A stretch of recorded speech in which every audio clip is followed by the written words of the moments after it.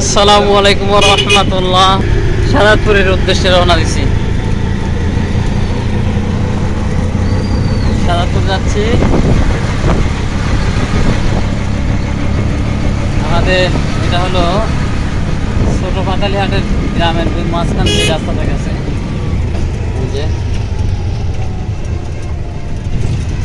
আগামীকাল জালসা হবে এখানে এই মাঠে।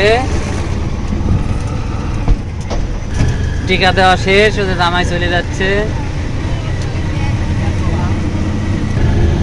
সিন্দিটা কালকে সাজাইছে, মোটামুটি ঝোল লাগাইছে, ভালোই দেখা যাচ্ছে।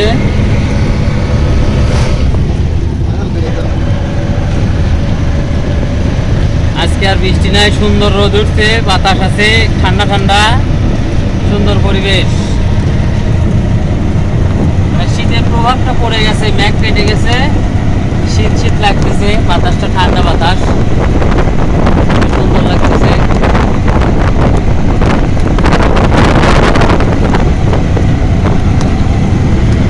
দেখেন রাস্তায় গাড়ি ঘোড়া খুবই কম দেখতেছি আজ।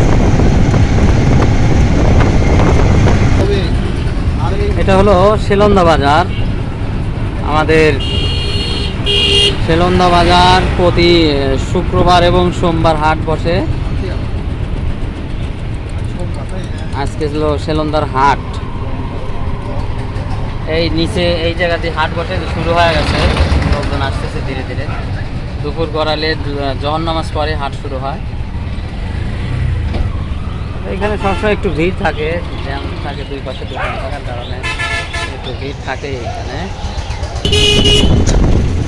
খুবই ভয়ঙ্কর পরিস্থিতি এই বাজারে। দেখেন এই জায়গায়, এই স্ট্যান্ডে মানে দুই পাশে খেয়ার বিক্রি করতেছে, মানে গাড়ি ঘোড়া খুবই রিস্কে এই জায়গাটা। আসলে আমি এইখানকার প্রশাসনের দৃষ্টি আকর্ষণ করতেছি, যদি কোনো ভাই দেখে থাকেন, দেখেন খুবই খারাপ পরিস্থিতি এই জায়গা। খেয়ার বিক্রি করে দুই সাইডে, আর এখানে অ্যাক্সিডেন্টের সম্ভাবনা সবচাইতে বেশি। মানে যে যার মতন রাস্তায় অর্ধেক দখল করে করে খেয়ার বিক্রি করতেছে। সরস্বতী মাছের আড়ত এখানে। আমাদের বড়াল নদীর অনেক মাছ এই আড়তে বিক্রি হয়, জেলেরা নিয়ে আসে। এখানে আড়তদাররা থাকে, ব্যাপারী থাকে, এখানে মাছ বিক্রি হয়।